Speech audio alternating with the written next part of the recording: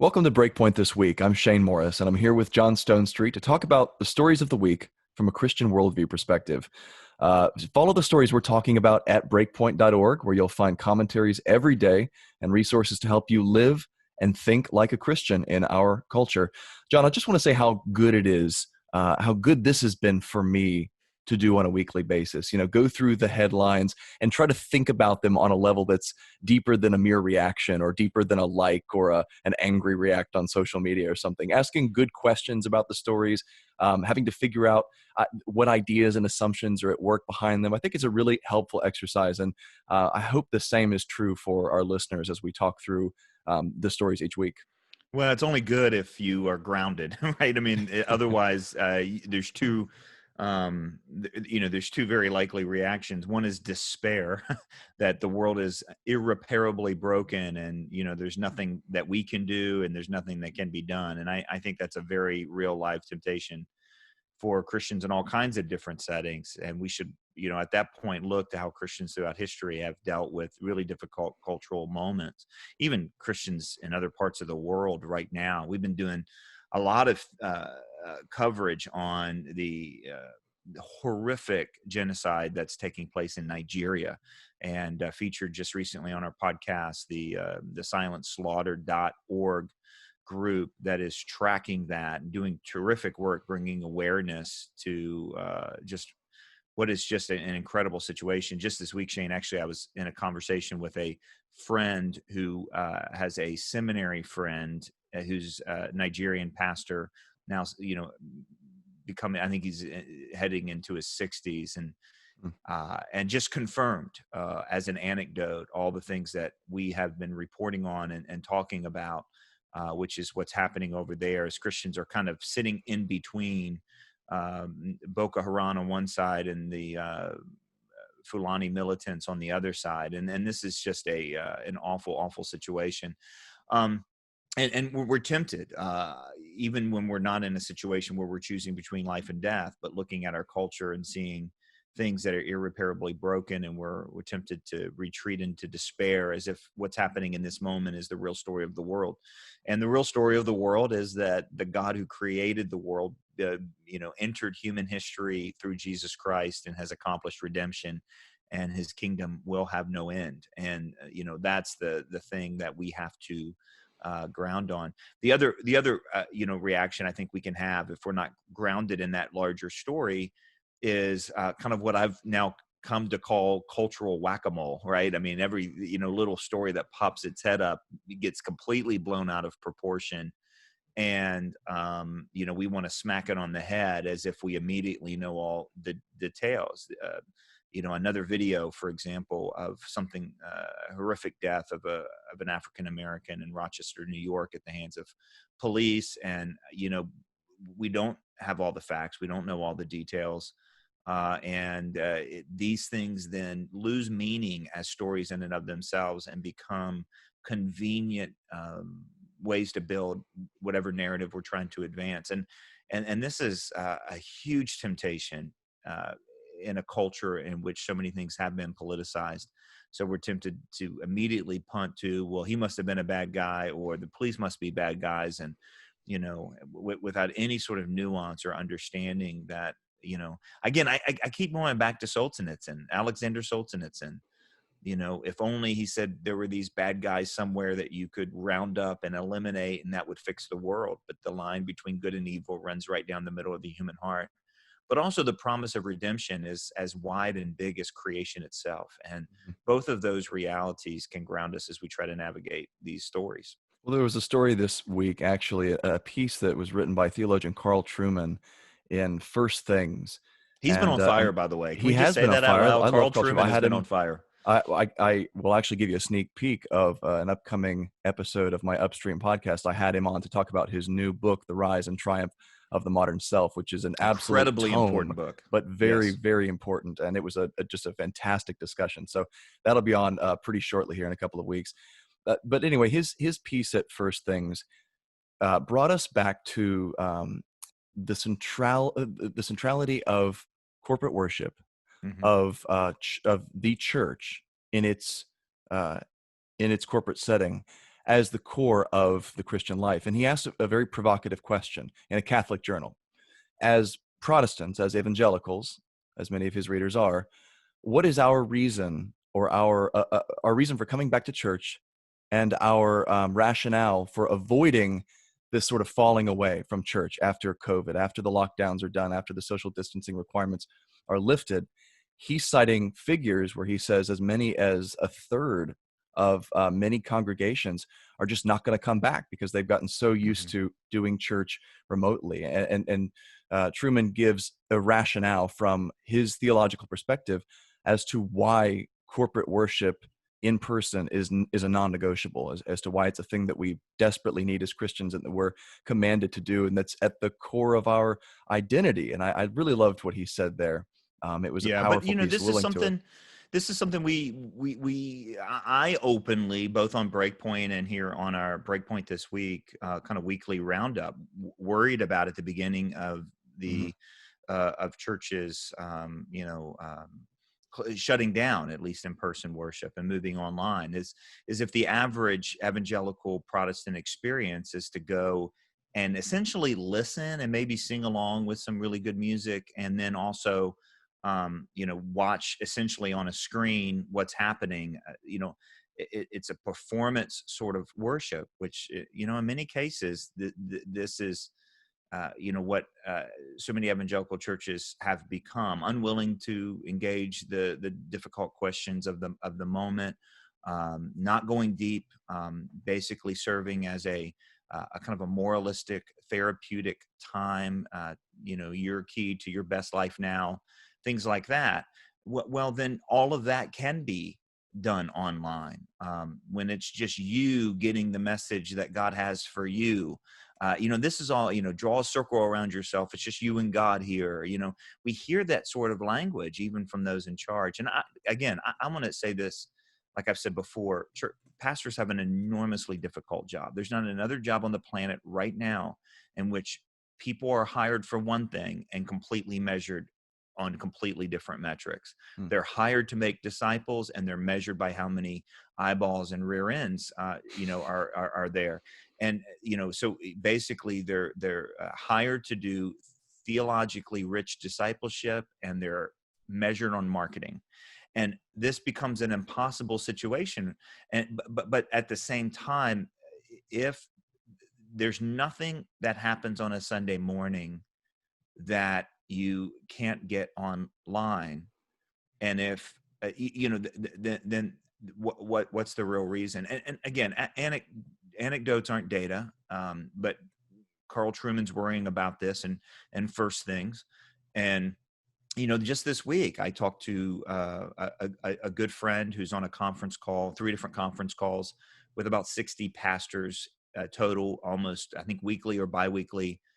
All, small churches, 200-300 member churches, and they're opening the doors and people are not coming back. And apparently that's true. And that's a small sample group. There's a lot of churches in America, and there's a lot of different ways that people do church in America, denomination to denomination, and even individual church from individual church. But this is more than just what John MacArthur is fighting for right now in California and the Alliance Defending Freedom. And let me just repeat, I was the one who coined the phrase that John MacArthur is the Katniss Everdeen of the Go Back to Church movement. Okay, I just want everyone to know that was my phrase. No one else can have it. I claim it. I copyright it.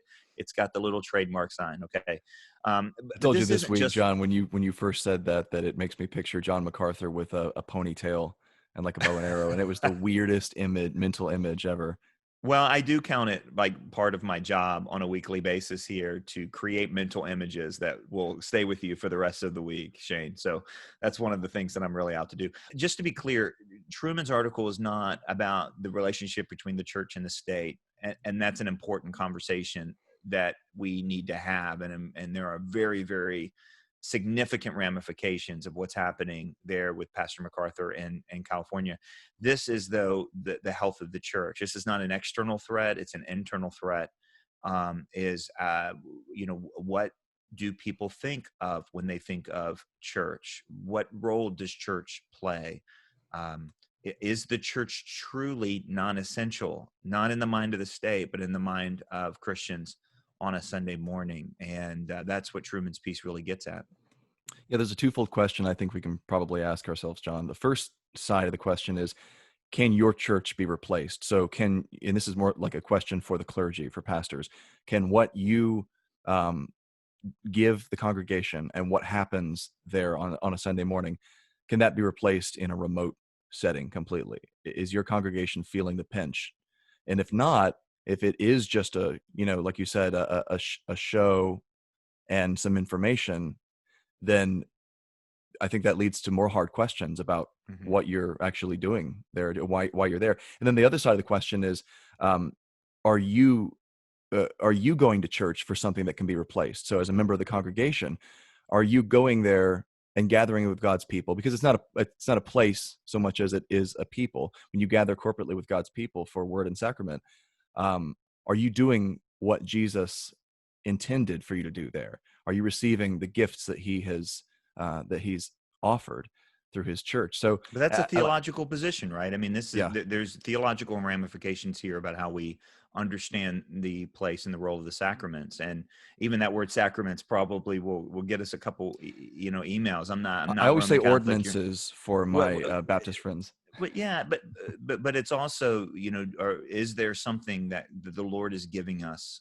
in those gifts, and it also has to do with whether worship is something that we do together or something that we observe. Is it a participation, or is it not? And what a great conversation for parents to have with their kids. I mean, look, I think a large portion of the reasons that young people struggle between their teens and 20s, and this is the big drop off, not necessarily always from faith, but although that's a concern in college, but really in church, right? Whether church is essential to your life when you're in your 20s, and if you've kind of grown up going to kind of fun church, and then all of a sudden when you're 18 you've got to go to big boy church, and that's a rough adjustment if you're not actually grafted into the life and the body of the church and and you're not a participant in worship. Absolutely. Couldn't agree more. Well, folks, we're going to take a quick break. We'll be right back after this to talk about more of the stories of the week from a Christian worldview perspective. Stay with us. We're back here on Breakpoint this week, talking about the stories of the week from a Christian worldview perspective. And John, another headline this week that really caught my attention that has to do with the church and the identity of the church, and how Christians think about key issues, how self-professed Christians think about key issues, was a poll conducted by Pew Research. And they found that, and this was just astonishing to hear, they said that half of self-described Christians say that casual sex, which was defined in the survey as sex between consenting adults who are not in a committed romantic relationship, so hookups, is sometimes or always acceptable. And that included 6 in 10 Catholics, 56% of Protestants in the historically Black tradition, 54% of mainline Protestants, and 36% of evangelical Protestants. So that obviously many of our audience members will fall into the evangelical category. And yet those numbers are still quite concerning. I mean, that's not, as I wrote in a column, it's coming out shortly. Those aren't exactly light of the world, city on a hill type numbers. Over a third of Protestants saying that casual sex is, or evangelicals saying that casual sex is okay. And it seems like there's a breakdown here in the core assumptions of a Christian worldview that illustrates the border along which Christian culture is breaking down. So, and what I mean by that is, let me unpack this. That I don't think it's accurate to say that dedicated Christians are being persuaded en masse that casual sex is okay. I also don't think it's correct to say that we're witnessing the passing away of cultural Christianity, and that's a good thing. That we should be happy about that. And some people have said that. They've said that this will sort of make it clearer who the true faithful are when everyone who sort of calls himself a Christian outs themselves. And sometimes they out themselves by giving up the label. Sometimes they out themselves by adopting these completely anti-Christian moral standards. I think, though, after having read a number of books recently about the influence of Christianity in reforming society and bettering culture and creating respect for life and for human rights and for all these freedoms that we enjoy, that there's something to be said for cultural Christianity, like for people who are absorbing what John Calvin might have called evanescent grace, the grace that sort of leaks out of the church and permeates society.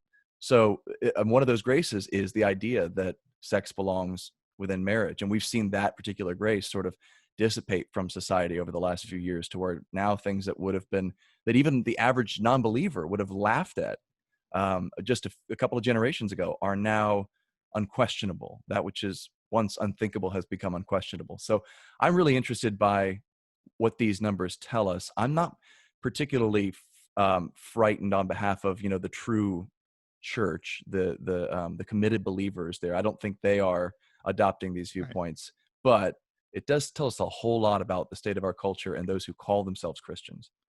Yeah, that's right. And let me just be clear. I think there is something here that's telling us that cultural Christianity is passing away. What you Hmm. said is that some people are saying, well, that's a good thing. No, Right. no, Yeah. it's not a good thing. The world's a worse place when Christian influence is lessened. Women and children have always been the victims primarily of sexual reforms towards a more uh, progressive or what's the word, licentious, Yes. sort of direction. And we have seen that, right? I mean, we have seen that there's even attempts to sexualize young girls on Netflix, and suddenly, that outrage still wasn't enough for them to pull the plug on that. And we have had some remarkable stories just over the last couple weeks of trafficking and children who have been trafficked being freed. And why are we a culture where that's not a headline as much as anything else? All of these things are worth asking. But what's really behind this? And I think that the temptation is to think that our morality has shifted.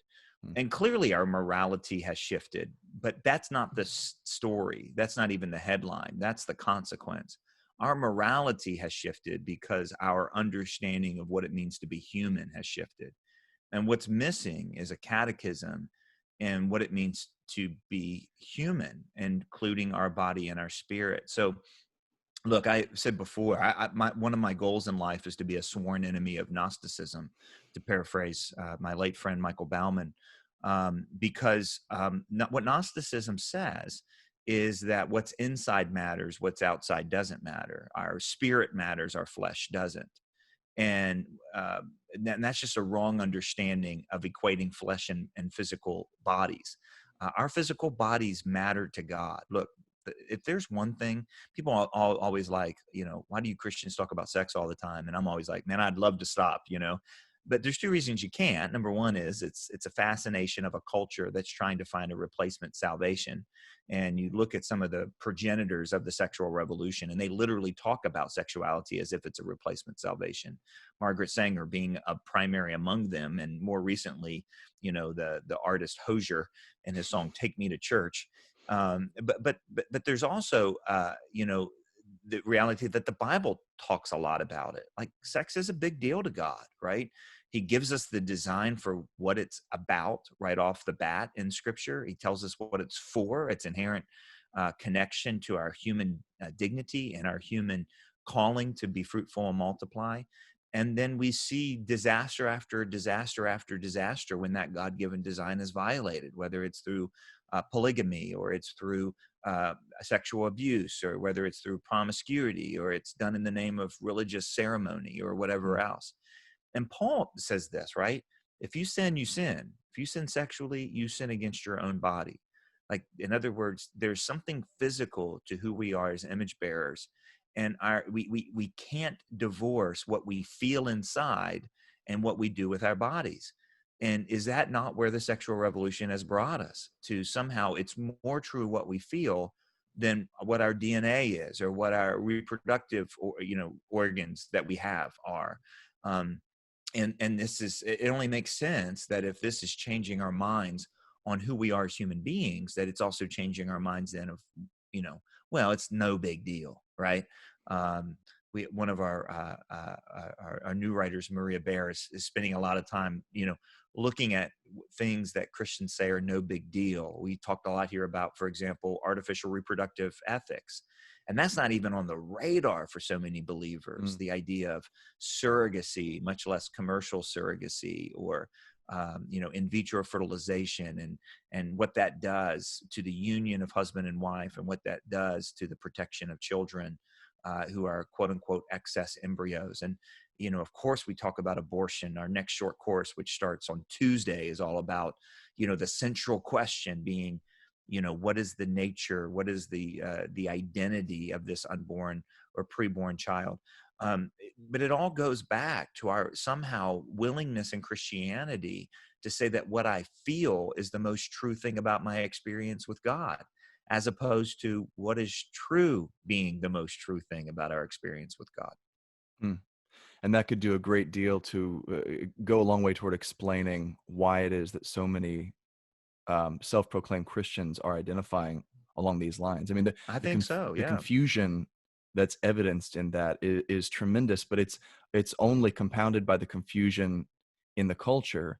And I'll tell you what I mean by that confusion, John, is the moral claims that are sort of cut off from the faith that gave them birth. And the most striking example of this in the past few years has really been the Metoo movement, because for decades we were told, since the beginning of the sexual revolution and the summer of love and all that went with that all we needed was love, and love meant sort of following your feelings and your appetites, and that everyone could have freedom in that regard, and we didn't need to be prudes, and we didn't have to have Christian censures against certain kinds of behavior that we wanted to really engage in. And we entertained this idea, so many entertain this idea, that you really can have a sexual free-for-all.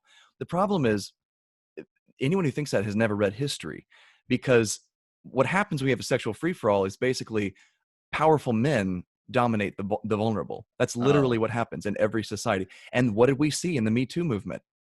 Powerful men dominating the vulnerable. Well, now we have this backlash that's still going, and it's parallel to other backlashes against, for instance, racial injustice, that's based on this very deeply held idea that people have instinctively still, that it's wrong for powerful men to victimize women and children and the most vulnerable. But where do we get that idea from? The terrifying question, John, is what happens when someone comes along and actually asks that question and there's no answer, because the Christian underpinning for those beliefs in our culture has dissolved. Yeah, and without a Christian underpinning, Romans 1 is clear. You deny reality. You start denying reality, and man, is that clear. And again, we go back to the slippery slope thing, which people are, that's an invalid argument. Well, we started with all you need is love, and we ended with Cardi B, right? So it just, again, we just I shouldn't laugh at that. I'm sorry. Well, if it weren't so ridiculous, right? But then think about it. I mean, we have spent the last 3 years coming to a reckoning as a culture of how women have been treated as objects by powerful men. And the number one song in America is two women calling themselves sexual objects. You can't make this up. It's incredibly mixed up. It's cultural schizophrenia. Well, we're going to take another quick break. We'll be right back after this to talk about more of the stories of the week from a Christian worldview perspective. Stay with us. We're back on Breakpoint this week, talking about the stories of the week from a Christian worldview perspective.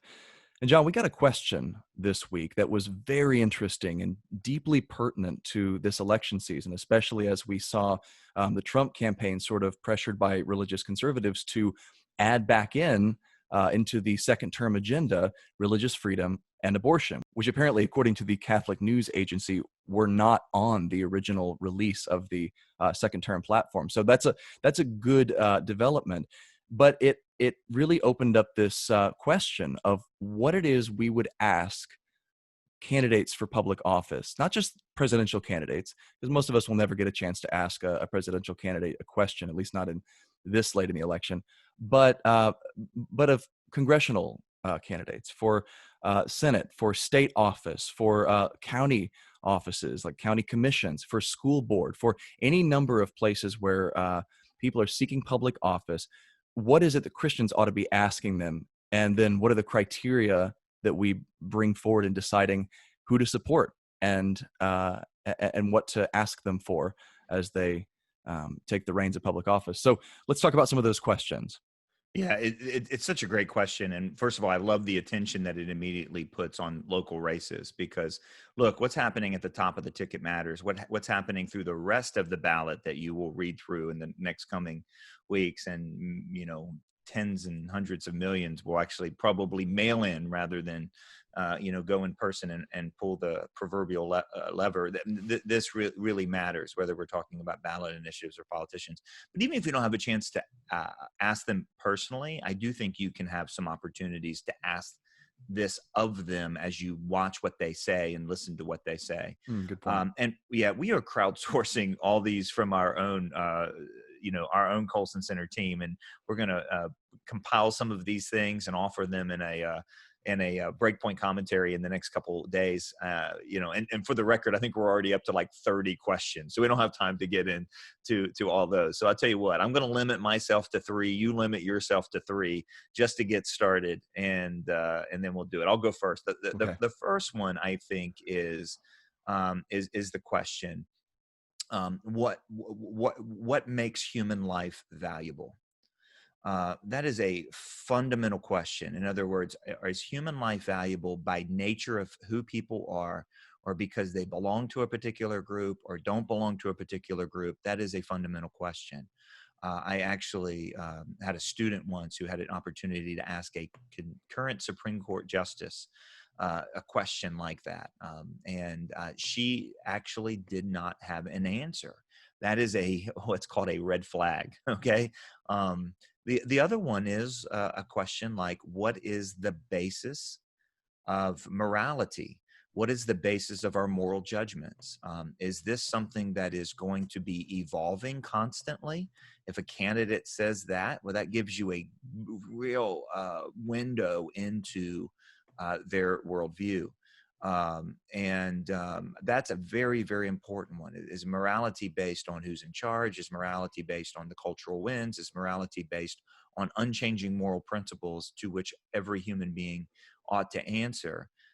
Which is literally the sort of language that's built into our founding documents. And so that tells you whether, at least in our context in the United States, whether people are going to go to the Constitution or go to some other sort of standard or source. The final one is a question that I think has to do with the scope and limits of government. And that's this: what are the most significant problems that we need to face as a society, and whose job is it to solve them? That is a question that tells you if the state is the answer to all the problems, that's a red flag. There are things that the state can't do. It can't do well. I'm tempted here to throw in my TSA reference. It's been a couple weeks. But that is a question. So what exactly are the most pressing problems? And is it the job of local citizens? Is it the job of community organizations? Is it the job of families? Whose job is it to solve these problems? So those are my 3, and I've got more. That last one in particular is great because it gets to the question of what's government even for. That's right. It's deeper than the question of why are you running for office, to which they might answer, with some sort of story or touching anecdote. It's really the question of why does your office exist and what do you plan to do when you get there? So that's right. John, the 3 questions that I picked out here, I got 2 that I submitted. I actually had 7 that I submitted to the list. So hopefully more than a couple will make it on, but there's a lot of overlap between us because we're all just, great minds think alike. But I'll tell you what, my 3 questions here. The first was, are you a follower of Christ? If so, how do you see your vocation to public office as service to him? And I think that'll sort of immediately sort some things out for those who are trying to decide whether to vote for a candidate, because obviously if you've got someone who has the biblical view of what government's for and what their job in government is, I mean, that's a quantum leap ahead of many other candidates. That's a great thing to see. And I think we should, several of the founders explicitly said, George Washington said that Christians ought to prefer or we ought to prefer Christian leaders. We ought to seek out Christians as our officials because they're the most likely to do a great job because of their moral convictions. But I think it tells us a lot too, because if the candidate answers no, then I want to know what their basis is for the sense of vocation to office. What is it that they think they are going to into public office to do?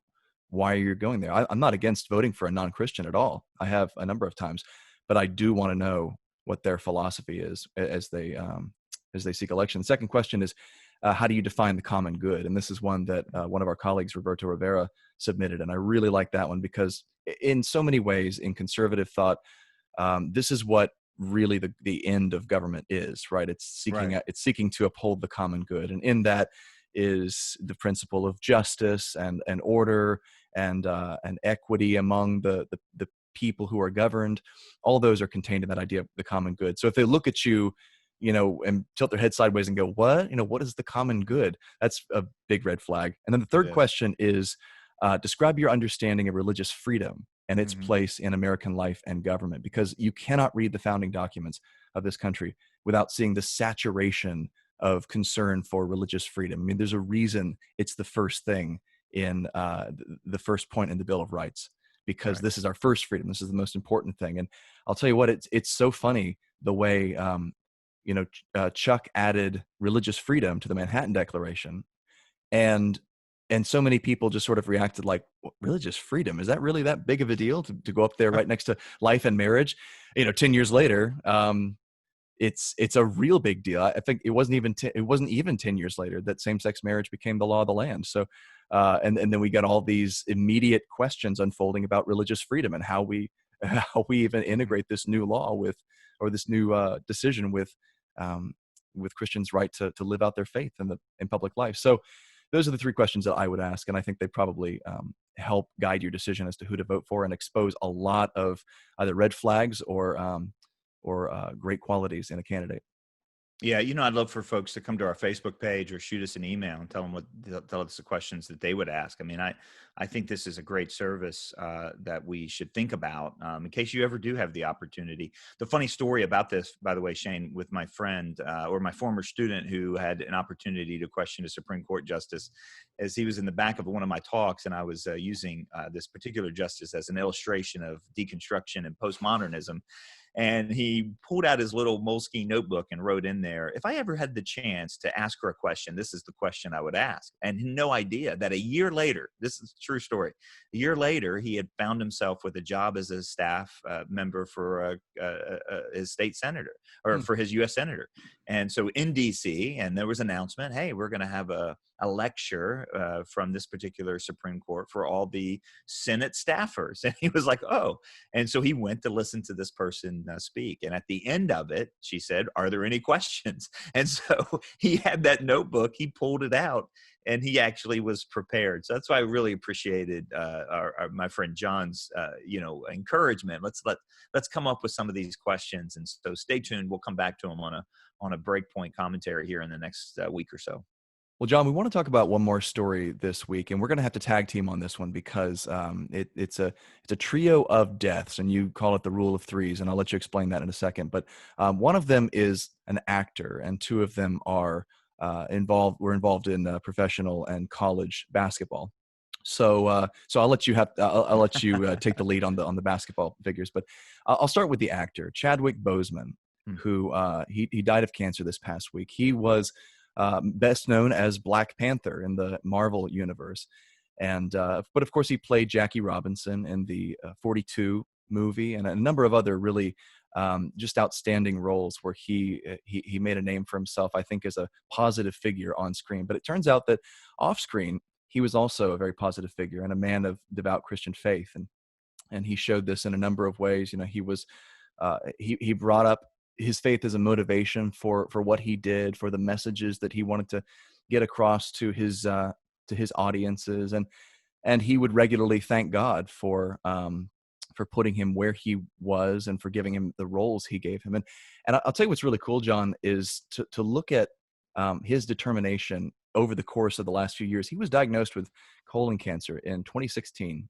Hmm. which means he did a number of movies in the midst of that treatment, and many of those who worked alongside him, actors and directors, didn't even know that he was having this battle in the midst of it. And and yet he managed to produce these really cool, I think, positive messages. I'll put in a real quick plug for Black Panther, because I'm not a huge superhero guy, but that was one of the standout movies in the Marvel Cinematic Universe, and Absolutely. it's one that many people didn't see, because they kind of assumed that it would exist to push a certain sort of political agenda, especially regarding race.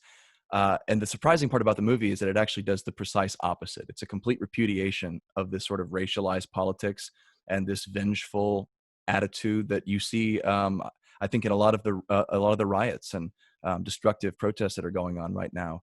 It takes what I could only call like a Martin Luther King Jr.-esque view of the issue, which is that a gentle answer turns away wrath, which is that we don't answer oppression and violence with oppression and violence. And there's two characters in the story, and one of them is played by Chadwick Boseman, and they are opposites who are really contending against one another in the service of these two visions of justice. One believes that forgiveness and peace is the right response, as Dr. King did.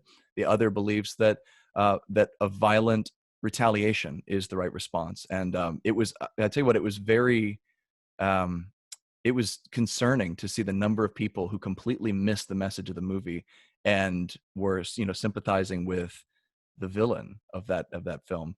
And I think it said a lot about where we're at. But just a great movie for if you're into superhero stuff. It's a superhero movie. It's corny, but I think it's one thing that Chadwick Boseman will be rightly remembered for. Really cool guy, and I know he'll be deeply missed. Well, look, the rule of threes, if you don't know, is that celebrities tend to die in threes. And this week we had three. And Cliff Robinson, former NBA player for the Portland Trail Blazers, really a terrific athlete and a terrific competitor. Don't know a lot about his personal life. And then, of course, Chadwick Boseman.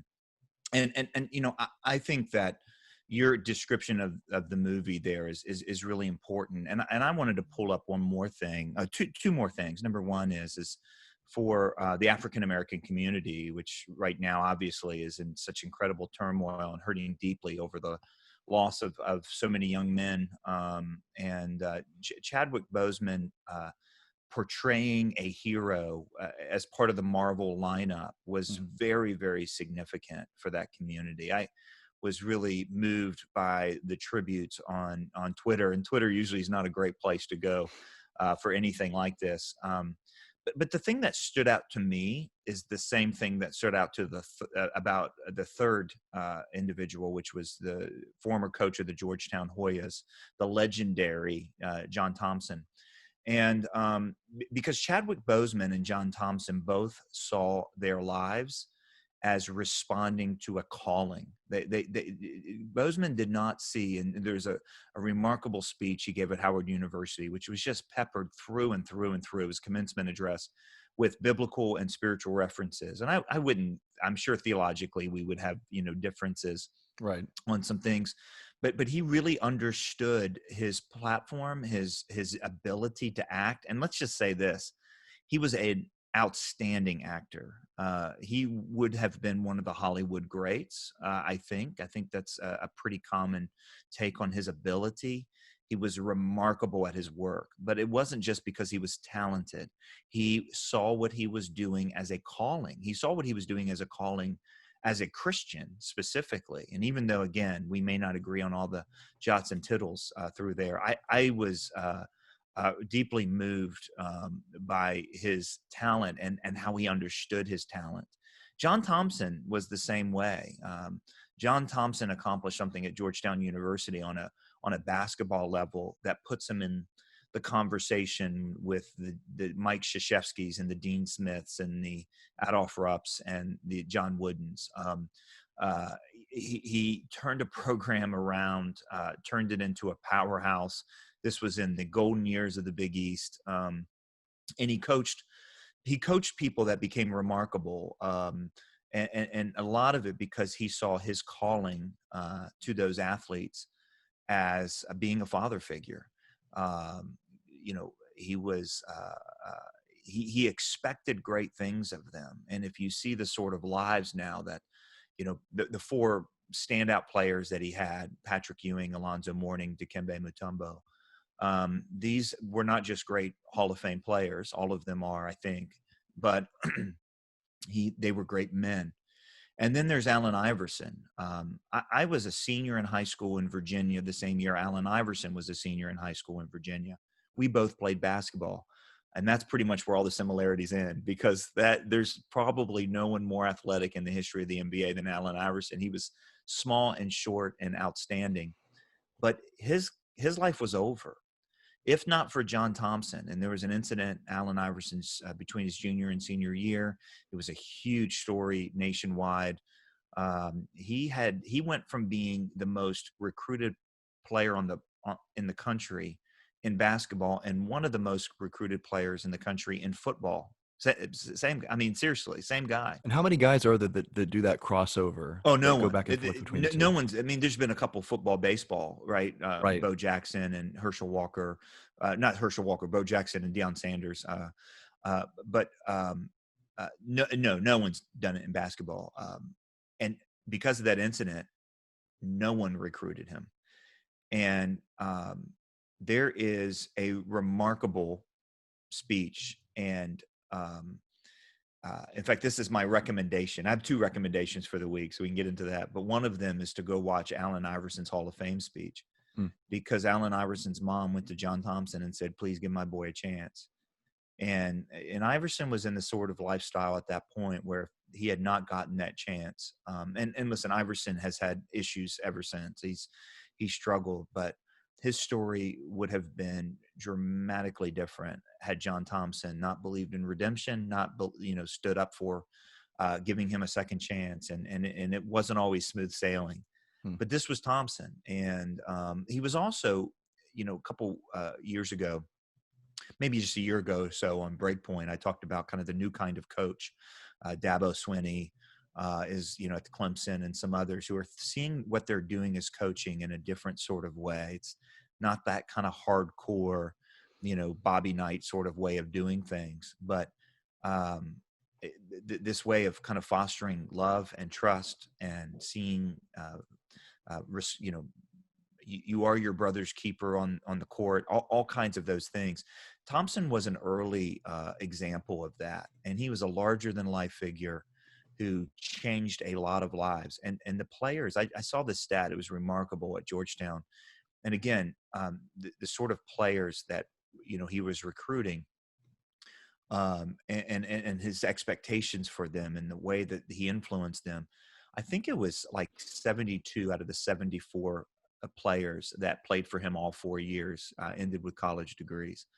And but again, what he and Chadwick Boseman have in common was not just that they did the job and they did it well and they were remarkably talented and they could really get the job done, but they saw what they were doing as callings, that this was a way that they needed to. And I don't know about John Thompson's faith. Chadwick Boseman saw what he was doing as a way to serve God. They both saw what they were doing as a way to serve others. And that was the calling of being where they were. Not that I always agreed with what either of them always said at all, but listen, this is it just was something that stood out. And I thought it's worth us talking about that what we can learn is that all of us have been put into, to badly take that verse out of Esther, out of context, in a royal position for such a time as this. And all we mean by that is God determines the exact times and the places in which we live. He gives us talents. He gives us past failures. He gives us friendships, and he gives us influence. And to see our lives as a calling, a service to him and a service to others. Is that Christian worldview? Absolutely. That's what Christian worldview is all about. I think there's also something special to be said for African American men who are serving as role models in whether it's in sports, whether it's in Hollywood. There's a deep need and a thirst for these positive male role models, these men who view their career as a calling, who choose peace and forgiveness and all of the language that just immediately blossoms into full Christian flower, instead of bitterness and vengefulness and sort of the futility that we see unfolding. You're right.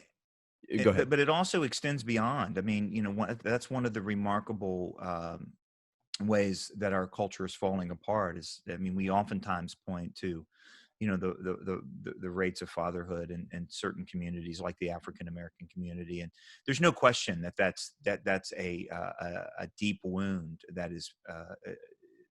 But this is what we're seeing now: the growing rates of fatherlessness, especially in middle class and impoverished neighborhoods. It's really against socioeconomic lines as much as it's against anything else. Hmm. And this is a devastating thing. So the impact, it's also like that video, Shane, that we talked about of that guy showing, things you didn't learn from your dad. What was that video series? Remember we talked about that just a couple weeks ago? The guy that started the YouTube channel, here's how to change a tire. And Right. It's called tie a tie. How Do I? And it was more than a couple of weeks ago. It was several months ago. But yeah, it was an It's answer. COVID. Nobody knows how long it was You're ago. right. It's just been sort of a blur. I mean, yesterday it was March, and now we're getting into the fall, and I don't know. Well, yeah, whatever. But you see the hunger that so many people have for dads. Yeah.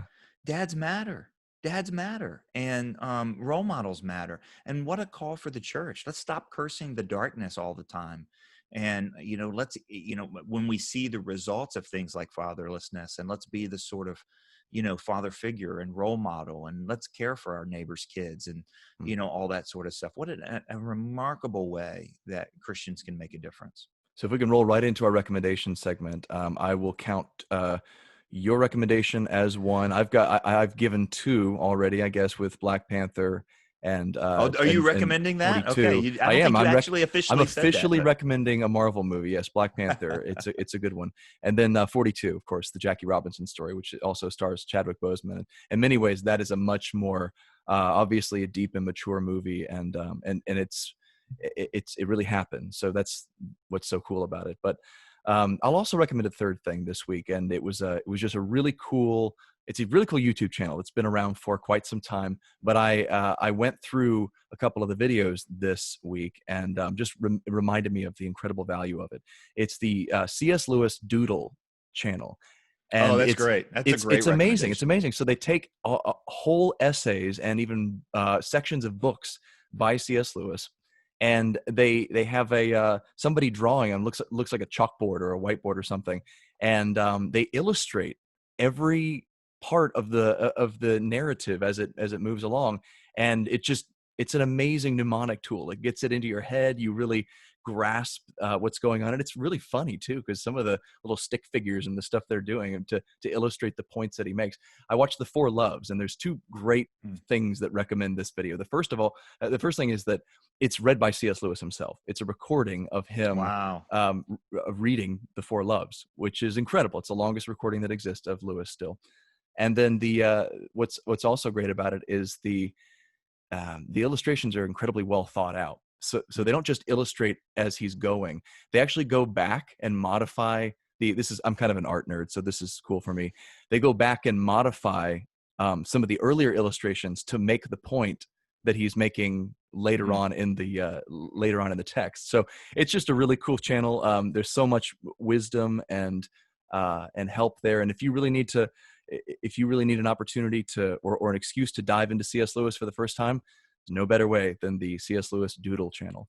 Yeah, that's great. Well, we're going to go straight like video this week, because you did Black Panther 42 and a YouTube channel. I've recommended the speech by Allen Iverson about his mentor, John Thompson.